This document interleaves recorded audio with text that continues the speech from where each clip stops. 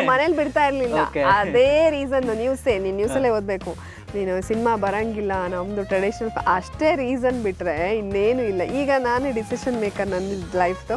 So ಹಾಗಾಗಿ ನನಗೆ ಇಷ್ಟ ಆಗಿದ್ದನ್ನು ಸರಿ ಅನ್ಸಿದ್ದನ್ನು ಮಾಡ್ತಾ ಇದ್ದೀನಿ. ನಾನು ಬೇಗ ಬಂದಿದ್ರೆ ಇಷ್ಟೊತ್ತಿಗೆ ಒಂದಷ್ಟು ಒಳ್ಳೆ ಸಿನಿಮಾಗಳನ್ನ ಮಾಡ್ಬೋದಿತ್ತೇನೋ, ಇನ್ನೂ ಅವಕಾಶಗಳಿತ್ತೇನೋ, ಮುಂದೆ ಗೊತ್ತಿಲ್ಲ, ಏನೋ ಆ ಥರದ್ದೆಲ್ಲ ಇದ್ದೇ ಇರುತ್ತೆ. ಬಟ್ ಏನು ಮಾಡ್ತೀರಾ, ಎಲ್ಲ ಕೂಡ್ ಬರಬೇಕಲ್ವಾ. ಯಾಕೆ ಅವ್ರಿಗೆ ಅಷ್ಟೊಂದು ಟೈಮ್ ಇರುತ್ತಾ, ನಮ್ಮನ್ನೆಲ್ಲ ಅಷ್ಟೊಂದು ಅಬ್ಸರ್ವ್ ಮಾಡ್ತಾ ಇರ್ತಾರೆ, ಅಥವಾ ನಮ್ಮ ಬಗ್ಗೆನೇ ಯೋಚನೆ ಮಾಡ್ತಾ ಇರ್ತಾರೆ, ಅಥವಾ ನೆಗೆಟಿವ್ ಹಾಕೋಕ್ಕೆ ಕಾಯ್ತಾ ಇರ್ತಾರೋ ಗೊತ್ತಿಲ್ಲ. ಅದು ಅವ್ರ ಮನಸ್ಥಿತಿ. ನನಗೇನು ಅನ್ಸಲ್ಲ. ಈಗ ಸೋಷಿಯಲ್ ಮೀಡಿಯಾನ ಹಾಗೆ ನನಗೆ ಅಂತಲ್ಲ, ನೀವು ಯಾರನ್ನೇ ತಗೊಳ್ಳಿ ಎಲ್ಲರಿಗೂ ಹಾಗೆ ಮಾಡ್ತಾರೆ. ಯಾಕೆ, ಅದಕ್ಕೆ ಉತ್ತರ ಇಲ್ಲ. ಇಲ್ಲಿ ನಾನು ಶೂಟ್ ಮಾಡುವಾಗ ಹುಲಿ ನನ್ನನ್ನು ಅಟಿಸ್ಕೊಂಡು ಬಂತು ಆಯ್ತಾ. ಇದು ನಾನು ಎಲ್ಲೂ ನಿಜ, ಇದು ನಾನು ಎಲ್ಲೂ ಹೇಳಿ, ನಾನು ನಿಮಗೆ ಹೇಳ್ತಾ ಇರೋದು. ಅಬ್ಬಾ ಎಷ್ಟು ಭಯ ಆಗೋಯ್ತು ಅಂದರೆ ಓಡ್ದೆ ಫುಲ್ಲು ಓಡ್ತಾ ಇದೆ. ಅದು ಗೊತ್ತಲ್ಲ ಹುಲಿ ಎಷ್ಟು ಫಾಸ್ಟ್. ಅಪ್ಪ ದೇವ್ರೆ, ನಾನು ಅದೇ ತುಂಬಾ ಅದಕ್ಕಿಂತ ಫಾಸ್ಟ್ ಆಗಿ ಓಡಿದೀನಿ. ಒಂದ್ಸಲ ಅಟ್ಯಾಕ್ ಮಾಡ್ತು, ಆ ಹುಲಿನ ಹೆಂಗೆ ರಪ್ಪ ಅಂತ ತಿರುಗಿಸಿ ಬಿಸಾಕಿ ಬಂದೆ ಅಂತ ಅಂದ್ರೆ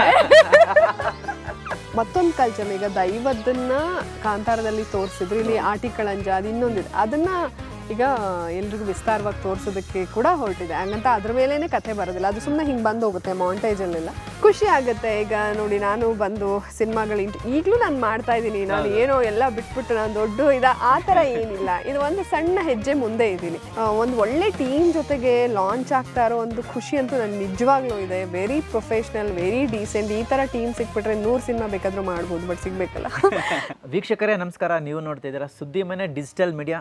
ಎಸ್ ವೀಕ್ಷಕರೇ, ಹದಿಪತ್ರ ಸಿನಿಮಾ ಇದೇ ಫೆಬ್ರವರಿ 7ನೇ ತಾರೀಕು ರಾಜ್ಯಾದ್ಯಂತ ಬಿಡುಗಡೆ ಆಗ್ತಿದೆ. ಸೊ ಇವತ್ತು ನನ್ನ ಜೊತೆ ಜಾನ್ವಿ ಮೇಡಮ್ ಇದ್ದಾರೆ. ಜಾನ್ವಿ ಮೇಡಮ್ ಯಾರಿಗೆ ತಾನೇ ಗೊತ್ತಿಲ್ಲ. ಸೊ ಅವರು ದೊಡ್ಡ ಜರ್ನಲಿಸ್ಟು. ಸೊ ಎಲ್ಲ ಶೋಗಳಲ್ಲೂ ಕೂಡ ನಾವು ನೋಡಿದ್ವಿ. ಅವರು ಅದ್ಭುತವಾದ ಆ್ಯಂಕರಿಂಗ್ಗೆ ನಾವು ಫಿದಾ ಆಗಿದ್ವಿ. ಸೊ ಅದರಲ್ಲೂ ನಾನು ಕೂಡ ಅವರು ದೊಡ್ಡ ಅಭಿಮಾನಿ. ಸೊ ಸದ್ಯಕ್ಕೆ ಹದಿಪತ್ರದ ಸಿನಿಮಾದ ಕುರಿತಾಗಿ ಮಾತನಾಡಲಿಕ್ಕೆ ಇವತ್ತು ನಮ್ಮ ಜೊತೆ ಜಾನ್ವಿ ಮೇಡಮ್ ಇರೋದಿದ್ದಾರೆ. ಅವ್ರನ್ನ ಕಾರ್ಯಕ್ರಮಕ್ಕೆ ವೆಲ್ಕಮ್ ಮಾಡೋಣ. ವಿಶೇಷವಾದ ಕಾರ್ಯಕ್ರಮಕ್ಕೆ ಸ್ವಾಗತ ನಿಮಗೆ. Thank you. ಹೇಗಿದ್ದೀರಿ ಮೇಡಮ್? ನಾನು ತುಂಬಾ ಚೆನ್ನಾಗಿದ್ದೀನಿ ಸರ್, ನೀವು ಹೇಗಿದ್ದೀರಾ? ಚೆನ್ನಾಗಿದ್ದೀನಿ ಮೇಡಮ್, ತುಂಬಾ ಚೆನ್ನಾಗಿ ಕಾಣಿಸ್ತಿದ್ದೀರಿ. ಹೌದಾ? Thank you. ನಾನು ಆಕ್ಚುಲಿ ನಿಮ್ಮ ವಾಯ್ಸ್ಗೆ ನಾನು ತುಂಬಾ ದೊಡ್ಡ ಅಭಿಮಾನಿ ಮೇಡಮ್. ನಾನು ಹೌದಾ? ನಿಮ್ಮ ಎಲ್ಲ ಪ್ರತಿಯೊಂದು ಕಾರ್ಯಕ್ರಮಗಳು ಕೂಡ ನಾನು ನೋಡ್ತೀನಿ, ನಿಮ್ಮನ್ನು ಫಾಲೋ ಮಾಡ್ತೀನಿ. Thank you. ಹೌದು, ಆ್ಯಕ್ಚುಲಿ ನನಗೆ ಎಲ್ಲದಕ್ಕಿಂತ ಜಾಸ್ತಿ ಕಾಂಪ್ಲಿಮೆಂಟ್ ಸಿಗ್ತಾ ಇದ್ದಿದ್ದು ವಾಯ್ಸ್ಗೆ ನ್ಯೂಸಲ್ಲಿ ಇದ್ದಾಗ. ಸೊ ಅದನ್ನು ನೀವು ಹೇಳ್ತಾ ಇದ್ದೀರಾ, ಥ್ಯಾಂಕ್ಸ್ ಅ ಲಾಟ್. ಸೊ ಬೇರೆ ಯಾರಿಗೆ ಬೇಕಾದರೂ ಕ್ವಶನ್ ಕೇಳ್ಬೋದು ಮೇಡಮ್. ಈ ನ್ಯೂಸ್ ಆ್ಯಂಕರ್ಗಳಿಗೆ ಕ್ವಶನ್ ಕೇಳಕ್ಕೆ ಒಂಥರ ಪುಕ ಅನ್ನುತ್ತೆ. ಓಕೆ, ಬಟ್ ಇವಾಗ ನಾನು ಹದಿಪತ್ರ ನಾಯಿ ಕೇಳುವಾಗ ನೀವು ಕೇಳ್ಬೋದಲ್ವಾ? ಆರಾಮ್ಸೆ ಕೇಳ್ಬೋದು, ನೀವೇನು ಬೇಕಾದರೂ ಕೇಳಿ ಹೇಳ್ತೀನಿ ನಾನು. ಹೇಗನ್ಸುತ್ತೆ ಮೇಡಮ್ ಈ ಚೇಂಜ್ ಅವರು ಎಲ್ಲ ಹೇಗನ್ಸುತ್ತೆ? ಖುಷಿ ಆಗುತ್ತೆ. ಈಗ ನೋಡಿ, ನಾನು ಬಂದು ಸಿನಿಮಾಗಳು ಈಗಲೂ ನಾನು ಮಾಡ್ತಾ ಇದ್ದೀನಿ. ನಾನು ಏನೋ ಎಲ್ಲ ಬಿಟ್ಬಿಟ್ಟು ನಾನು ದೊಡ್ಡ ಆ ಥರ ಏನಿಲ್ಲ. ಇದು ಒಂದು ಸಣ್ಣ ಹೆಜ್ಜೆ ಮುಂದೆ ಇದ್ದೀನಿ ಅಷ್ಟೇ. ನಾನು ಈಗಲೂ ಆ ಕೆಲಸನೂ ನಾನು ಮಾಡ್ತೀನಲ್ಲ, ನಾನು ಯೂಟ್ಯೂಬ್ ಎಲ್ಲ ಇದೆ, ನಾನು ಈಗಲೂ ಮಾಡ್ತೀನಿ. ಬಟ್ ಇದು ಒಂದು ಸಣ್ಣ ಬಡ್ತಿ ಪಡೆದಿರೋ ಹಾಗೆ ಒಂದು ಒಳ್ಳೆ ಟೀಮ್ ಜೊತೆಗೆ ಲಾಂಚ್ ಆಗ್ತಾ ಇರೋ ಒಂದು ಖುಷಿ ಅಂತೂ ನನಗೆ ನಿಜವಾಗ್ಲೂ ಇದೆ. Very professional, very decent. ಈ ಥರ ಟೀಮ್ ಸಿಕ್ಬಿಟ್ರೆ 100 ಸಿನಿಮಾ ಬೇಕಾದರೂ ಮಾಡ್ಬೋದು, ಬಟ್ ಸಿಗಬೇಕಲ್ಲ. ಸೊ ಹಾಗಾಗಿ ಖುಷಿ ಇದೆ. ಬಟ್ ಹಾಗಂತ ತುಂಬ ಎಕ್ಸೈಟ್ಮೆಂಟು ಏನೋ ಆ ಥರ ತೇಲ್ತಾ ಇದ್ದೀನಿ ಅಂತ ಏನಿಲ್ಲ. ಖುಷಿ ಇದೆ, ಸೆಟಲ್ಡ್ ಆಗಿ ಕಾಮಾಗೇ ಇದ್ದೀನಿ ನಾನು. ಯಾಕಂದರೆ ಈ ಸಿನಿಮಾ ಅನ್ನೋದು ಅದು ಒಂಥರ ಅದೃಷ್ಟ ಪರೀಕ್ಷೆ. ಅದೃಷ್ಟನೂ ಮ್ಯಾಟರ್ಸ್ ಆಗುತ್ತೆ, ಎಲ್ಲನೂ ಟೈಮು ಪ್ರತಿಯೊಂದೂ. ಬಟ್ ಒಳ್ಳೆ ಸಿನಿಮಾ ಮಾಡಿದ್ದೀವಿ, ಆ ಸಿನಿಮಾ ಜನಕ್ಕೆ ಇಷ್ಟ ಆಗುತ್ತೆ ಅನ್ನೋ ಒಂದು ನಂಬಿಕೆ ಇದೆ. ಸೊ ಬಿಗ್ ಸ್ಕ್ರೀನಲ್ಲಿ ನೋಡುವಾಗ ಪೇರೆಂಟ್ಸು, ಫ್ರೆಂಡ್ಸು, ಅವ್ರ ರಿಯಾಕ್ಷನು, ಜನಗಳ ರಿಯಾಕ್ಷನ್ ನೋಡೋದಕ್ಕಂತೂ ನಾನು ಕ್ಯೂರಿಯಸ್ ಆಗಿದ್ದೀನಿ.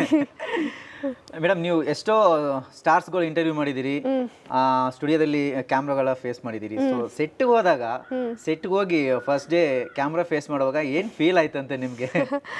ಇಲ್ಲ, ಆ್ಯಕ್ಚುಲಿ ನಾನು ಗಿಲಿ ಮಾಡಿದ್ದೆ. ಅದೊಂಥರ ನಂಗೆ ಸ್ಕೂಲ್ ಥರ ಆಗ್ಬಿಟ್ಟಿತ್ತು. ಅಲ್ಲಿ ಎಷ್ಟೋ ಕಲ್ತಿದ್ದೆ ನಾನು. ಸೊ ಹಾಗಾಗಿ ಇಲ್ಲಿ ಅಂತ ಬಂದಾಗ ನನಗೆ ಡೈಲಾಗ್ಸ್ ಎಲ್ಲ ಕೊಟ್ಟಿದ್ರು, ಹಿಂಗಿದೆ ಅಂತ. ಸ್ವಲ್ಪ ಏನೋ ಚೇಂಜ್ ಓವರ್, ಒಂದು ಕರೆಕ್ಷನ್ಸ್ ಎಲ್ಲ ಡೈರೆಕ್ಟ್ರು ಹೇಳೋರು, ರೂಪೇಶ್ ಅವ್ರು ಹೇಳೋರು, ಪ್ರಕಾಶ್ ತುಮಿನಾಡು ಸರ್ ಹೇಳೋರು. ಸೊ ನನಗೆ ತುಂಬ ನರ್ವಸ್ಸು. ಆ್ಯಕ್ಚುಲಿ ಹಂಗೆ ನೋಡಿದ್ರೆ ಈ ನ್ಯೂಸು, ಉದಯ ನ್ಯೂಸಲ್ಲೆಲ್ಲ ಹೋದಾಗ ಎದೆ ಎಲ್ಲ ಢಗ ಪಕ್ಕದವ್ರಿಗೆ ಕೇಳಿಸ್ತಾ ಇತ್ತು, ಅಷ್ಟು ಜೋರಾಗಿ ಆ ಥರ ಆಗಿದ್ದಿದೆ. ಬಟ್ ಇಲ್ಲಿ ನನಗೆ ಭಯ ಆ ಥರ ಇರಲಿಲ್ಲ. ಅದು ಪ್ರಿಪೇರ್ ಆಗಿದ್ದೆ, ಕೆಲವೊಂದೆಲ್ಲ ಫೀಡ್ಬ್ಯಾಕ್ ತಗೋತಾ ಇದ್ದೆ. ಬಟ್ ಖುಷಿ, ಆ ಜಾಗ, ಆ ಸೆಟ್ಟು ಎಲ್ಲ ಬೇರೆದೇ ಅನುಭವ ಅಲ್ಲ. ಆ ಕರಾವಳಿ ಸೈಡಲ್ಲಿ ಶೂಟಿಂಗ್ ಇರ್ತಾ ಇದ್ದಿದ್ದು, ಅವರು ಪೊಲೀಸ್ ಡ್ರೆಸ್ಸಲ್ಲೇ ಇರ್ತಿದ್ರು, ನಂದೊಂದು ಬ್ಯಾಗ್ ಹಾಕ್ಕೊಂಡು ನಂದು ಜರ್ನಲಿಸ್ಟ್.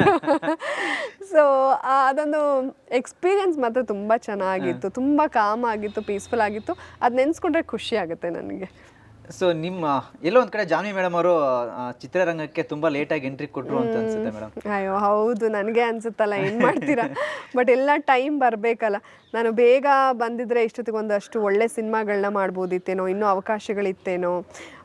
ಮುಂದೆ ಗೊತ್ತಿಲ್ಲ, ಏನೋ ಆ ಥರದ್ದೆಲ್ಲ ಇದ್ದೇ ಇರುತ್ತೆ. ಬಟ್ ಏನು ಮಾಡ್ತೀರಾ, ಎಲ್ಲ ಕೂಡ್ ಬರಬೇಕಲ್ವಾ. ಅದು ಯಾವ ಏಜಲ್ಲಿ ಏನೇನಾಗಬೇಕಂತ ದೇವ್ರೇನು ಬರ್ದು ಕಳಿಸಿರ್ತಾನೋ ಅದೇ. ಅವಾಗೆಲ್ಲ ಅವಕಾಶಗಳಿತ್ತು, ನನಗೆ ಆಸೆ ಇತ್ತು, ಬಟ್ ಮಾಡೋಕ್ಕಾಗ್ತಾ ಇರಲಿಲ್ಲ, ಮನೆಯಲ್ಲಿ ಬಿಡ್ತಾ ಇರಲಿಲ್ಲ. ಇವಾಗಲೂ ನನಗೆ ಆಸೆ ಇದೆ, ಈಗಲೂ ಅವಕಾಶ ಇದೆ ಅನ್ನೋದೇ ಅದೊಂದು ದೊಡ್ಡ ವಿಚಾರ ಅಲ್ವಾ. ಇಷ್ಟು ಲೇಟ್ ಆದಮೇಲೂ ಒಂದು ಅವಕಾಶ ಸಿಕ್ಕಿದೆ ಒಳ್ಳೆ ಸಿನಿಮಾದಲ್ಲಿ ಅನ್ನೋದು ನಿಜವಾಗ್ಲೂ ದೊಡ್ಡ ವಿಚಾರ. ಸೊ ಅಂದ್ರೆ ಇಷ್ಟು ಲೇಟ್ ಆಗಕ್ಕೆ ಕಾರಣ ಮೇಡಮ್, ಅಂದ್ರೆ ಕತೆಗಳು ಅಷ್ಟಾಗಿ ನಿಮ್ಗೆ ಇಲ್ಲ ಇಷ್ಟ ಆಗ್ತಿರ್ಲಿಲ್ಲ ಅಂತನಾ? ಹಂಗೇನಿಲ್ಲ. ಅಯ್ಯೋ, ನಮ್ಮ ಮನೇಲಿ ಬಿಡ್ತಾ ಇರ್ಲಿಲ್ಲ. ಅದೇ ರೀಸನ್. ನೀನ್ ನ್ಯೂಸಲ್ಲೇ ಓದ್ಬೇಕು, ನೀನು ಸಿನಿಮಾ ಬರಂಗಿಲ್ಲ, ನಮ್ದು ಟ್ರೆಡಿಷನಲ್ ಅಷ್ಟೇ ರೀಸನ್ ಬಿಟ್ರೆ ಇನ್ನೇನು ಇಲ್ಲ. ಈಗ ನಾನೇ ಡಿಸಿಷನ್ ಮೇಕರ್ ನನ್ನ ಲೈಫ್ದು. ಸೊ ಹಾಗಾಗಿ ನನಗೆ ಇಷ್ಟ ಆಗಿದ್ದನ್ನ, ಸರಿ ಅನ್ಸಿದ್ದನ್ನ ಮಾಡ್ತಾ ಇದ್ದೀನಿ. ಜಾನ್ವಿ ಮೇಡಮ್ ಅವರು ಈ ನೆಗೆಟಿವ್ನ, ಈ ಪಾಸಿಟಿವ್ನ ಯಾವ ರೀತಿ, ನೆಗೆಟಿವ್ ಯಾವ ರೀತಿ ತಗೊಳ್ತೀರಿ ನೀವು ಅದನ್ನ ಅಂತ? ನಾನು ತಗೊಳ್ಳೋದೇ ಇಲ್ಲ ನೆಗೆಟಿವ್. ಅದನ್ನ ಯಾಕೆ ತಗೋಬೇಕು ನೆಗೆಟಿವ್? ನಿಮ್ಗೊಂದು ವರ್ಗ ಇದೆ ಮೇಡಮ್, ಅಂದ್ರೆ ನೀವು ಯಾವ್ದೇ ಒಂದು ಪೋಸ್ಟ್ ಹಾಕಿದ್ರು ಅಲ್ಲಿ ನೆಗೆಟಿವ್ ಕಮೆಂಟ್ ಮಾಡ್ಲಿಕ್ಕಂತಾನೆ ಕೆಲವೊಬ್ರು ಇದ್ದಾರೆ. ನನ್ಗೆ ಅಂತ ಅಲ್ಲ, ಎಲ್ಲರಿಗೂ ಇದೆ ಆ ವರ್ಗ. ನನಗಿಂತ ಜಾಸ್ತಿ ನೆಗೆಟಿವ್ ಮಾಡ್ತಾರೆ. ಬಟ್ ಏನು ಮಾಡೋಕ್ಕಲ್ಲ, ಬಿಟ್ಟಾಕ್ಬಿಡ್ಬೇಕು ಅವ್ರನ್ನ. ಯಾಕೆ ಅವ್ರಿಗೆ ಅಷ್ಟೊಂದು ಟೈಮ್ ಇರುತ್ತಾ, ನಮ್ಮನ್ನೆಲ್ಲ ಅಷ್ಟೊಂದು ಅಬ್ಸರ್ವ್ ಮಾಡ್ತಾ ಇರ್ತಾರೆ, ಅಥವಾ ನಮ್ಮ ಬಗ್ಗೆನೇ ಯೋಚನೆ ಮಾಡ್ತಾ ಇರ್ತಾರೆ, ಅಥವಾ ನೆಗೆಟಿವ್ ಹಾಕೋಕ್ಕೆ ಕಾಯ್ತಾ ಇರ್ತಾರೋ ಗೊತ್ತಿಲ್ಲ. ಅದು ಅವ್ರ ಮನಸ್ಥಿತಿ. ನನಗೇನು ಅನ್ಸಲ್ಲ. ಈಗ ಸೋಷಿಯಲ್ ಮೀಡಿಯಾನೇ ಹಾಗೆ, ನನಗೆ ಅಂತಲ್ಲ, ನೀವು ಯಾರನ್ನೇ ತಗೊಳ್ಳಿ ಎಲ್ಲರಿಗೂ ಹಾಗೆ ಮಾಡ್ತಾರೆ. ಯಾಕೆ, ಅದಕ್ಕೆ ಉತ್ತರ ಇಲ್ಲ. ಸೊ ಹಾಗಾಗಿ ಅಷ್ಟೊಂದು ತಲೆ ಕೆಡಿಸ್ಕೊಳ್ಳೋ ಅವಶ್ಯಕತೆನೇ ಇಲ್ಲ. ಪಾಸಿಟಿವ್ ಆಗಿ ಮಾಡೋರು ಭಾಳಷ್ಟು ಜನ ಇದ್ದಾರೆ. ಅದೆಲ್ಲ ಬಿಟ್ಟು ಮುಂದಕ್ಕೆ ಹೋಗಬೇಕು. ಏನು ಮಾಡೋಕ್ಕಾಗಲ್ಲ. ಇಲ್ಲಿ ಆ ಥರದವ್ರು ಇರೋದ್ರಿಂದ ಅವ್ರಿಗೆ ಅದೇ ಕೆಲಸ, ಬಹುಶಃ ಅವ್ರಿಗೆ ಅದೇ ಖುಷಿ ಕೊಡುತ್ತೇನೋ. ಅವ್ರ ಖುಷಿಗೆ ಅವ್ರಿಗೆ ಬಿಟ್ಬಿಡೋಣ ಬಿಡಿ, ಖುಷಿಯಾಗಿರ್ಲಿ ಅಲ್ವಾ. ಅದ್ರ ಬಗ್ಗೆ ಮತ್ತೆ ಅದಕ್ಕೆ ರಿಪ್ಲೈ ಮಾಡೋದಾಗ್ಲಿ, ತಲೆ ಕೆಡಿಸ್ಕೊಳ್ಳೋದಾಗ್ಲಿ, ಬೇಜಾರು ಮಾಡ್ಕೊಳ್ಳೋದು ಯಾವ್ದು ಪ್ರಯೋಜನ ಇಲ್ಲ. ನಗಾಡ್ಕೊಂಡು ಸುಮ್ಮನೆ ಆಗ್ಬಿಟ್ರೆ ಎಲ್ರಿಗೂ ಒಳ್ಳೇದಷ್ಟೇ. ನಾವು ಖುಷಿಯಾಗಿರ್ಬೋದು, ಅವ್ರಿಗೂ ನೆಗೆಟಿವ್ ಮಾಡಿ ಅವ್ರಿಗೆ ಅದು ಖುಷಿ ಕೊಡುತ್ತೆ ಅಂದಾಗ ಸ್ಯಾಡಿಸ್ಟ್ಗಳು ಖುಷಿಯಾಗಿರ್ಲಿ ಬಿಡಿ. ಖುಷಿ ಆಗುತ್ತೆ ಮೇಡಮ್. ನಾನು ಮೊನ್ನೆ ರೀಸೆಂಟ್ ಆಗಿ ನಿಮ್ದು ಒಂದು ಇದೆ ಇಂಟರ್ವ್ಯೂ ನೋಡ್ತಿದ್ದೆ. ಸೊ ಈ ನೆಗೆಟಿವ್ ಬಗ್ಗೆ ನೀವು ಎಷ್ಟು ಚೆನ್ನಾಗಿ ಮಾತಾಡಿದ್ರಿ ಅಂದ್ರೆ ಸೊ ಖುಷಿ ಆಗುತ್ತೆ. ಪ್ರತಿಯೊಬ್ರು ಅದನ್ನ ತಗೊಂಬೇಕು ಮೇಡಮ್. ಕೆಲವರು ನೆಗೆಟಿವ್ ಕಮೆಂಟ್ಸ್ ಹಾಕಿದ್ದೆ, ಏನೋ ನೆಗೆಟಿವ್ ಹೇಳಿದ್ದೆ, ಅವರು ತುಂಬಾ ಹಚ್ಕೊಂಡ್ಬಿಡ್ತಾರೆ. ಹೌದು, ನನಗೆ ನಗು ಬರುತ್ತೆ. ಆಕ್ಚುಲಿ ನಾನು ನಗ್ತೀನಿ ತುಂಬಾ. ಅಬ್ಬಬ್ಬಬ್ಬಾ, ಈ ತರ ಎಲ್ಲ ಮಾಡೋದಕ್ಕೆ ಅವ್ರಿಗೆ ಎಷ್ಟು ಧೈರ್ಯ, ಏನ್ ಖುಷಿ ಇವರಿಗೆಲ್ಲ ಅಂತ. ಎಲ್ಲರೂ ಹಂಗೆ ಇರ್ಬೇಕು. ಅದನ್ನ ತುಂಬಾ ನೆಗ್ಲೆಕ್ಟ್ ಮಾಡಿದ್ರೇನೆ ಅಂತಾರಲ್ಲ, ಏನೋ ನೆಗ್ಲೆಕ್ಟ್ ಮಾಡೋದಕ್ಕಿಂತ ಒಂದು ದೊಡ್ಡ ಶಿಕ್ಷೆ ಇನ್ನೊಂದಿಲ್ಲ ಅಂತ. ಅವರು ನಾವು ರಿಯಾಕ್ಟ್ ಮಾಡಿದ್ರೆ ಅದಕ್ಕೂ ಖುಷಿ ಪಡಕ್ಕೆ ಕಾಯ್ತಿರ್ತಾರೆ. ನೀವು ಅದು ನೆಗ್ಲೆಕ್ಟ್ ಮಾಡ್ಬಿಡಿ, ಅವ್ರಿಗೆ ಇನ್ನೂ ಸಂಕಟ ಆಗುತ್ತೆ. ಅದು ತಲೆ ಕೆಡಿಸ್ಕೊತಾ ಇಲ್ವಲ್ಲ, ಏನ್ ಮಾಡೋದು ತಲೆ ಕೆಡಿಸ್ಕೊಳಲ್ವಲ್ಲ ಅಂತ ಅಂದಾಗ ಅವರೇ ಸುಮ್ಮನೆ ಆಗ್ಬಿಡ್ತಾರೆ. ರಿಪ್ಲೈ ಮಾಡಿದಷ್ಟು ಜಾಸ್ತಿ ಮಾಡ್ತಾರೆ. ಅದು ಬೆಳ್ಕೊಂಡು ಅವರು ಅದೇ ನೀವು ಹೇಳ್ದಂಗೆ ಅದಕ್ಕೇನು ನಾವು ತಲೆ ಕೆಡಿಸ್ಕೊಳ್ದೆ ಸುಮ್ಮನೆ ಬಿಟ್ರೆ ಅವರು. ಹೌದು ಹೌದು. ಎಂತರ ಅಹಂಕಾರಿಗೆ ಉದಾಸೀನವೇ ಮದ್ದು ಏನೋ ಹೇಳ್ತಾರಲ್ಲ, ಆ ತರ ನೀವು ಅದನ್ನ ಉದಾಸೀನ ಮಾಡಿ ಬಿಟ್ಬಿಡ್ಬೇಕು. ಓಕೆ ಮೇಡಮ್, ಅಧಿಪತ್ರ ಸಿನಿಮಾದಲ್ಲಿ ರೂಪೇಶ್ ಶೆಟ್ಟಿ ಸರ್ ಖಡಕ್ ಪೊಲೀಸ್ ಆಫೀಸರ್ ಆಗಿ ಮಾಡಿದ್ದಾರೆ ಅಂತ ಗೊತ್ತಾಗುತ್ತೆ. ಸೊ ನಿಮ್ದು ಪಾತ್ರ ಹೇಗಿರುತ್ತೆ ಈ ಸಿನಿಮಾದಲ್ಲಿ? ಅಲ್ಲೂ ಕೂಡ ಒಬ್ಬ ಜರ್ನಲಿಸ್ಟ್ ಆಗಿ ಮಾಡಿದೀರಾ ಅಂತ ಹೇಗೆ ಅಂತ? ನಾನು ಜರ್ನಲಿಸ್ಟ್ ಪಾತ್ರನೇ ಮಾಡಿರೋದು, ಹಾಗಾಗಿನೇ ಈ ಸಿನಿಮಾಗ್ ನನ್ನನ್ನು ತಗೊಂಡಿರೋದು. ಜರ್ನಲಿಸ್ಟ್ ಪಾತ್ರಕ್ಕೆ ಗೊತ್ತಾಗಿಲ್ಲ, ಸುಮಾರು ಸರಿ ನೋಡಿದ್ರೆ ಏನಿರ್ಬೋದು ಮ್ಯಾಮ್ ಪಾತ್ರ ಅಂತ. ನಾನು ಇಲ್ಲಿ ಜರ್ನಲಿಸ್ಟ್ ರೋಲೇ ಪ್ಲೇ ಮಾಡಿರೋದು. ಸೊ ಒಬ್ಬ ತನಿಖಾ ಪತ್ರಕರ್ತೆ ಆಗಿ ಒಂದಷ್ಟು ಸ್ಟಿಂಗ್ ಆಪರೇಷನ್ಗಳನ್ನ ಮಾಡಿ, ನಾನು ಸಮಾಜದ ವ್ಯವಸ್ಥೆ ಮೇಲೆ ನನಗೆ ನಂಬಿಕೆ ಇರೋದಿಲ್ಲ. ನಾನೇ ಎಲ್ಲರಿಗೂ ನ್ಯಾಯ ಕೊಡಿಸ್ತೀನಿ, ನಾನೇ ಕಂಡು ಹಿಡಿದ್ಬಿಡ್ತೀನಿ ಅಂತ ಹೋಗ್ತಾ ಇರ್ತೀನಿ. ಈಗೇನು ನಾವು ನ್ಯೂಸಲ್ಲೆಲ್ಲ ಸ್ಟಿಂಗ್ ಆಪರೇಷನ್ ಮಾಡ್ತೀವೋ ಹಾಗೆ. ಆ ಟೈಮ್ನಲ್ಲಿ ನನ್ನ ಲೈಫಲ್ಲಿ ಆಗುವಂಥ ಟ್ರ್ಯಾಜಡಿ ಇರ್ಬೋದು, ಯಾರನ್ನೋ ಕಳ್ಕೊತೀನಿ, ಆ ನೋವಿರ್ಬೋದು, ಅದಕ್ಕೆ ಕಾರಣಗಳನ್ನು ಹುಡುಕೋದು, ಅದ್ರ ಹಿಂದೆ ಕತೆ ಸುತ್ತುತ್ತೆ. ಅದ್ರ ಜೊತೆಗೆ ಒಂದಷ್ಟು ಕೊಲೆಗಳಾಗುತ್ತೆ, ಅದಕ್ಕೆ ಏನು ರೀಸನ್ನು, ಅಲ್ಲೊಂದಷ್ಟು ಆಯಾಮಗಳು ತೆರೆದುಕೊಳ್ಳುತ್ತೆ. ಅದೇ ಅಧಿಪತ್ರ. ಮನೆಯಲ್ಲಿ ಅಮ್ಮ ಆಗಲಿ ಮಗ ಆಗಲಿ, ಸೊ ಟ್ರೈಲರ್ ಎಲ್ಲ ನೋಡಿ ತುಂಬಾ ಖುಷಿ ಪಟ್ರು, ತುಂಬಾ ಇಷ್ಟ ಆಗಿದೆ ಎಲ್ಲಾರ್ಗು ಟ್ರೈಲರ್. ಎಲ್ರು ಫೋನ್ ಮಾಡಿ ಅಧಿಪತ್ರ ಟ್ರೈಲರ್ ನೋಡಿದೆ, ಸಖತ್ತಾಗಿದೆ, ಮೇಕಿಂಗ್ ಚೆನ್ನಾಗಿದೆ, ಟ್ವಿಸ್ಟ್ ಇದೆ, ಸಸ್ಪೆನ್ಸ್ ಥ್ರಿಲ್ಲರ್ ಇಷ್ಟಪಡೋರ್ಗಂತೂ ಇದು ಹಬ್ಬ ಅನ್ನೋ ಥರನೇ ಹೇಳ್ತಾ ಇದ್ದಾರೆ. ಸೊ ಒಳ್ಳೆ ರೆಸ್ಪಾನ್ಸ್ ಸಿಕ್ಕಿದೆ ಟ್ರೈಲರ್ಗೆ. ಕತೆ ಕೂಡ ಅಷ್ಟೇ ಚೆನ್ನಾಗಿದೆ, ಯಾಕಂದರೆ ನೀವೇ ಆ ಸಿನಿಮಾ ಕತೆ ಕೇಳಿದ್ರೆ ಕತೆ ತುಂಬ ಚೆನ್ನಾಗಿದೆ ಅಂತೀರ.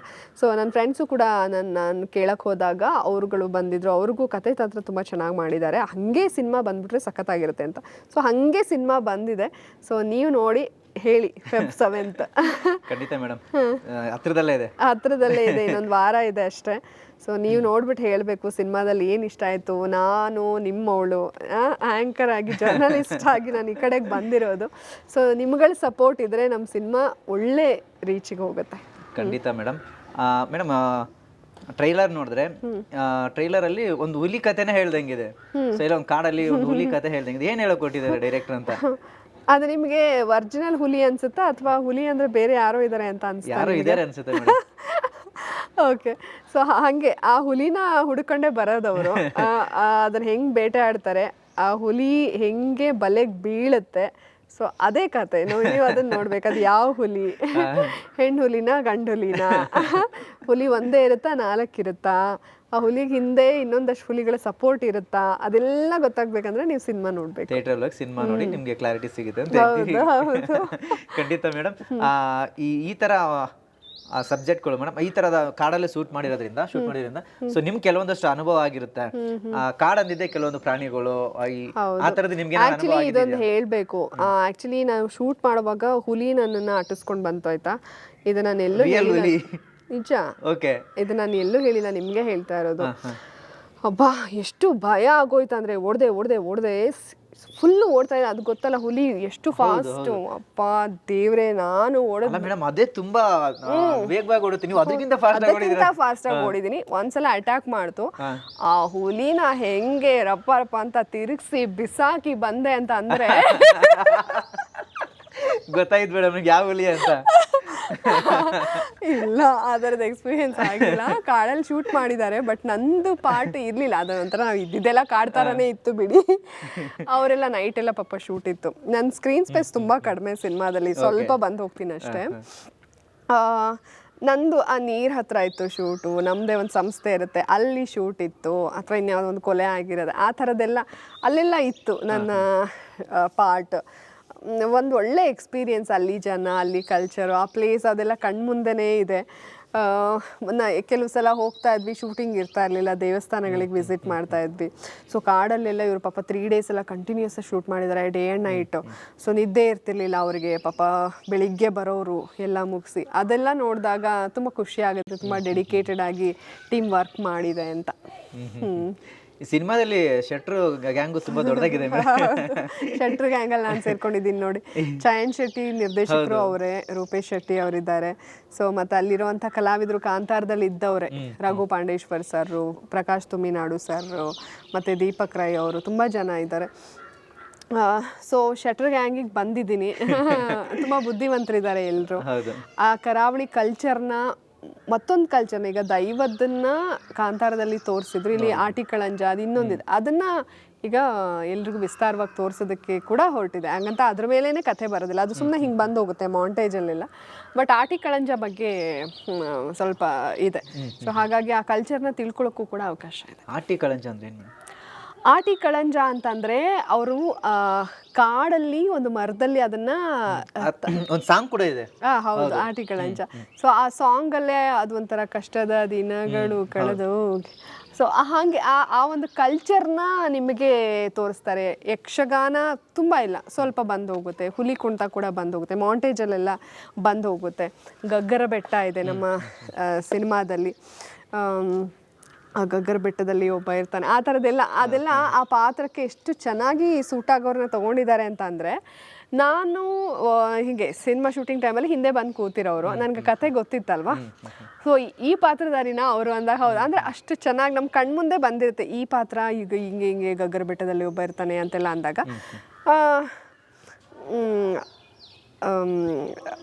ಒಂದು ಪಿಕ್ಚರೈಸೇಷನ್ ಬರುತ್ತಲ್ಲ. ಈಗ ಪತ್ರಕರ್ತೆ ಅಂದರೆ ಅವ್ರು ಹಿಂಗೆ ಇರಬೇಕು ಆ ಥರ. ಸೊ ಇವರು ಆ ಪಾತ್ರದವರ ಹೌದು ಅನ್ನೋರು ಅಂದರೆ ಅಷ್ಟು ಚೆನ್ನಾಗಿ ಹುಡುಕಿ ತೆಗ್ದಿದ್ದಾರೆ. ಹೇಗಿತ್ತು ಮೇಡಮ್ ಬೆಟ್ಟ ಕಾಡುದೆಲ್ಲ ಎಕ್ಸ್ಪೀರಿಯನ್ಸ್? ನೀವಂದ್ರೆ ನಿಮ್ಮ ಫ್ಯಾಮಿಲಿ ಜೊತೆ ಯಾವ ಥರ ಎಲ್ಲ ಹೋಗಿದ್ದಿದ್ದು? ಬಂದಿದ್ರು ಇಲ್ಲ, ನನಗೆ ಕಾಡಲ್ಲಿ ನನಗೇನು ಶೂಟ್ ಇರಲಿಲ್ಲ. ಸೊ ನಮ್ಮಮ್ಮ ಎಲ್ಲ ಬಂದಿದ್ರು ಶೂಟಿಂಗ್ ನೋಡೋದಕ್ಕೆಲ್ಲ. ಸೊ ಕುಂದಾಪುರದ ಹತ್ರ ಇರೋ ಹಳ್ಳಿ ಹತ್ರ ಶೂಟಿಂಗ್ಗಳಿತ್ತು, ನನಗೆ ಶೂಟಿಂಗ್ ಇತ್ತು. ಸೊ ಅಮ್ಮ ಎಲ್ಲ ಬರ್ತಿದ್ರು, ಗ್ರಂಥ್ ಕೂಡ ಬಂದಿದ್ದ. ಫ್ರೀ ಟೈಮಲ್ಲಿ ದೇವಸ್ಥಾನಗಳಿಗೆ ಹೋಗ್ತಾ ಇದ್ವಿ. ಸ್ವಲ್ಪ ಒಳಗಡೆ ಎಲ್ಲ ಶೂಟ್ ಇರ್ತಾಯಿತ್ತು. ಕೆಲವು ಸಲ ಕತ್ಲೆ ಆಗ್ತಾಯಿತ್ತು, ಪ್ಯಾಕಪ್ ಮಾಡೋರು. ಎಷ್ಟೋ ಸಲ ರೆಡಿ ಆಗಿರ್ತಿದ್ದೆ, ಮತ್ತು ನಮ್ಮ ಸೀನ್ ಬರೋ ಅಷ್ಟರಲ್ಲೇ ಅದು ಸ್ವಲ್ಪ ಎಕ್ಸ್ಪ್ಯಾಂಡ್ ಆಗಿ ಪ್ಯಾಕಪ್ ಆಗ್ತಾಯಿತ್ತು. ಸೊ ಅದೆಲ್ಲ ಇದ್ದೇ ಇರುತ್ತಲ್ಲ ಶೂಟಿಂಗ್ ಟೈಮಲ್ಲಿ. ಪ್ರಕಾಶ್ ತುಮಿನಾಡು ಸರ್ ಅವರು ರೂಪೇಶ್ ಶೆಟ್ಟಿ ಅವ್ರ ಜೊತೆಗೆ ಅದೊಂದು ಕಾನ್ಸ್ಟೇಬಲ್ ರೋಲು, ಅವ್ರ ಪರಿಚಯ ಆಯಿತು ನನಗೆ. ಒಟ್ಟಿಗೆ ಎಲ್ಲ ಊಟ ಮಾಡ್ತಾಯಿದ್ವಿ, ಎಲ್ಲ ಮಾತಾಡ್ತಾಯಿದ್ವಿ. ಸೊ ಒಂದ್ಸಲ ಪಿಕ್ಚರ್ಗೂ ಹೋಗಿದ್ವಿ, ಅದು ಸ್ವಾತಿ ಮುತ್ತಿನ ಮಳೆ ಹನಿಯೇ, ರಮ್ಯಾ ಮ್ಯಾಮ್ ಅವ್ರ ಪ್ರೊಡಕ್ಷನಲ್ಲಿ ಬಂತಲ್ಲ, ರಾಜ್ ಬಿ ಶೆಟ್ಟಿ ಸರ್. ಹಾಂ. ಸೊ ನೈಟು ನಾನು ಮತ್ತು ಇನ್ನೊಬ್ರು ಜಾನ್ವಿ ವಿಶ್ವನಾಥ್ ಅಂತ ಇದ್ದಾರೆ, ಅವರು ತ್ರಯಂಬಿಕೆ ರೋಲ್ ಮಾಡ್ತಾ ಇದ್ದಾರೆ, ಅವರು ಪ್ರಕಾಶ್ ಸರ್ ಎಲ್ಲ ನಾವು ಸಿನಿಮಾನು ಹೋಗಿ ನೋಡಿ ಬಂದಿದ್ವಿ. ಹಾಗಾಗಿ ಒಂದಷ್ಟು ಒಳ್ಳೆ ನೆನಪುಗಳಿದೆ. ಓಕೆ ಮೇಡಮ್, ಸಿನಿಮಾದ ಟ್ರೈಲರ್ ನೋಡಿದ್ರೆ ಕೆಲವೊಂದಷ್ಟು ಪಾತ್ರಗಳು ಕೆಲವರು ನಮಗೆ ಕಾಣ್ತಾರೆ. ಸೊ ಅದನ್ನ ಹೊರತುಪಡಿಸಿ ಬೇರೆ ಯಾರೆಲ್ಲ ಇದ್ದಾರೆ ಸಿನಿಮಾದಲ್ಲಿ ಅಂತ? ಅದೇ ನಾನು ಹೇಳಿದ್ನಲ್ಲ, ಇವಾಗ ರಘು ಪಾಂಡೇಶ್ವರ್ ಸರ್ ಇದ್ದಾರೆ, ದೀಪಕ್ ರಾಯ್ ಇದ್ದಾರೆ, ಪ್ರಕಾಶ್ ತುಮಿನಾಡು ಸರ್ ಇದ್ದಾರೆ, ಅದಾದಮೇಲೆ ಈ ಜಾನ್ವಿ ವಿಶ್ವನಾಥ್ ಅವರಿದ್ದಾರೆ. ಇನ್ನೂ ಒಂದಷ್ಟು ತಾರಾಗಣ ಇದೆ. ಅವ್ರಿಗೆ ಆ್ಯಕ್ಚುಲಿ ಅವ್ರಿಗೆಲ್ಲ ಇಂಪಾರ್ಟೆನ್ಸ್ ಇದೆ ಆ ಸಿನಿಮಾದಲ್ಲಿ, ಆ ಕಥೆಯಲ್ಲಿ ಅವ್ರು ಇಂಪಾರ್ಟೆಂಟ್ ರೋಲ್ನ ಪ್ಲೇ ಮಾಡಿದ್ದಾರೆ. ನೀವು ಟೈಟಲ್ ಯಾಕೆ ಹೀಗಿಟ್ರು, ಯಾವ ಪಾತ್ರಧಾರಿಗಳು ಏನು ಎತ್ತ ಅಂತ ಗೊತ್ತಾಗಬೇಕಂದ್ರೆ ನೀವು ಫೆಬ್ 7 ಸಿನಿಮಾ ನೋಡಿ. ಸೊ ಒಳ್ಳೆ ತಾರಾಗಣ ಇದೆ. ನಮ್ಮ ಚಯನ್ ಶೆಟ್ಟಿ ಸರ್ ನಿರ್ದೇಶಕರು ತುಂಬ ಮುತುವರ್ಜಿಯಿಂದ ಕಾಳಜಿಯಿಂದ ಕಥೆನ ಹೆಣೆದು ಅದೇ ರೀತಿಯಾಗಿ ಅವ್ರು ಹೊರಗಡೆ ತಂದಿದ್ದಾರೆ. ಸೊ ಹಾಗಾಗಿ ಎಲ್ಲರ ಪಾತ್ರಗಳು ನಿಮಗೆ ಇಷ್ಟ ಆಗುತ್ತೆ ಅಂತ ನಾನು ಭಾವಿಸ್ತೀನಿ. ಎಸ್ ಮೇಡಮ್, ಕೊನೆಯದಾಗಿ ವೀಕ್ಷಕರಿಗೆ ಏನು ಹೇಳ್ತೀರಿ? ಇದೇ ಫೆಬ್ರವರಿ ಹೇಳಲಿಕ್ಕೆ ಸಿನಿಮಾ ಬಿಡುಗಡೆ ಆಗ್ತಿದೆ. ಸೊ ನೀವು ಕೂಡ ತುಂಬಾ ನಿರೀಕ್ಷೆ ಇಟ್ಕೊಂಡಿದ್ದೀರಿ ಸಿನಿಮಾದ ಮೇಲೆ. ಸೊ ಏನು ಹೇಳ್ತೀರಿ ಕೊನೆಯದಾಗಿ? ಓಕೆ, 7ನೇ ತಾರೀಕು ಸಿನಿಮಾ ರಿಲೀಸ್ ಆಗ್ತಾ ಇದೆ, ಫೆಬ್ರವರಿ 7ನೇ ತಾರೀಕು. ಎಲ್ಲರೂ ಥಿಯೇಟ್ರಲ್ಲಿ ಫ್ಯಾಮಿಲಿ ಒಟ್ಟಿಗೆ ಹೋಗಿ ನೋಡಿ. ಒಂದು ಸಸ್ಪೆನ್ಸ್ ಥ್ರಿಲ್ಲರ್ ಸಿನಿಮಾ ನಿಮ್ಮನ್ನು ಕೊನೆವರೆಗೂ ಹಿಡಿದಿಡುತ್ತೆ. ನಿಮಗೆಲ್ಲೋ ಬಿಡು ಬೋರ್ ಅಂತೂ ಒಂದು ಸ್ವಲ್ಪನೂ ಆಗಲ್ಲ. ಎಲ್ಲ ಪಾತ್ರಗಳು ನಿಮಗೆ ಇಷ್ಟ ಆಗುತ್ತೆ. ನಮ್ಮ ಕರಾವಳಿ ಕಲ್ಚರನ್ನು ನೀವು ಆ ಸಿನಿಮಾದಲ್ಲಿ ನೋಡ್ಬೋದು. ಸಸ್ಪೆನ್ಸ್ ಥ್ರಿಲ್ಲರ್ ಎಲ್ಲ ಎಲ್ಲರೂ ಇಷ್ಟಪಡ್ತಾರೆ, ಯಾಕಂದರೆ ಎಲ್ರಿಗೂ ಅದೇ ಸಾಂಗು ಅದೇ ಇದು ಅಂದಾಗ ಬೋರ್ ಆಗಿಬಿಡುತ್ತೆ. ಇದು ಹಾಗಲ್ಲ. ಸೊ ನಮ್ಮನ್ನು ಸಿನಿಮಾದಲ್ಲಿ ಇನ್ವಾಲ್ವ್ ಮಾಡಿ ನಮ್ಮ ತಲೆಗೂ ಕೆಲಸ ಕೊಡುತ್ತೆ. ಇವ್ರು ಕೊಲೆ ಮಾಡಿರ್ಬೋದು, ಅವ್ರು ಕೊಲೆ ಮಾಡಿರ್ಬೋದಾ ಅಂತ. ಸೊ ಅಷ್ಟು ಇನ್ವಾಲ್ವ್ ಆಗಿ ನೀವು ಸಿನಿಮಾ ನೋಡ್ಬೋದು. ವೀಕೆಂಡ್ ಎಲ್ಲರೂ ಕೂಡ ಫ್ಯಾಮಿಲಿ ಒಟ್ಟಿಗೆ ಹೋಗಿ, ಒಂದು ಚೂರು ವಲ್ಗ್ಯಾರಿಟಿ ಇಲ್ಲ, ಯಾರಿಗೂ ಮುಜುಗರ ಆಗೋ ಹಾಗೆ ಯಾವ ಒಂದು ಸನ್ನಿವೇಶ ಕೂಡ ಇಲ್ಲ. ಮಕ್ಕಳಿಗೆ, ದೊಡ್ಡವ್ರಿಗೆ, ಹುಡುಗರಿಗೆ, ತಂದೆ ತಾಯಂದ್ರಿಗೆ ಎಲ್ರಿಗೂ ಇಷ್ಟ ಆಗುವಂಥ ಒಂದು ಸಿನಿಮಾ. ಹಾಗಾಗಿ ನಮ್ಮ ಸಿನಿಮಾನ ನೋಡಿ ಆಶೀರ್ವಾದ ಮಾಡಿ. Thank you madam, thank you so much. ಮತ್ತೆ ಸಿಗೋಣ ಥಿಯೇಟ್ರಲ್ಲಿ ಫೆಬ್ 7ಗೆ. ಒಳ್ಳೆಯದಾಗಲಿ madam. Thank you very much.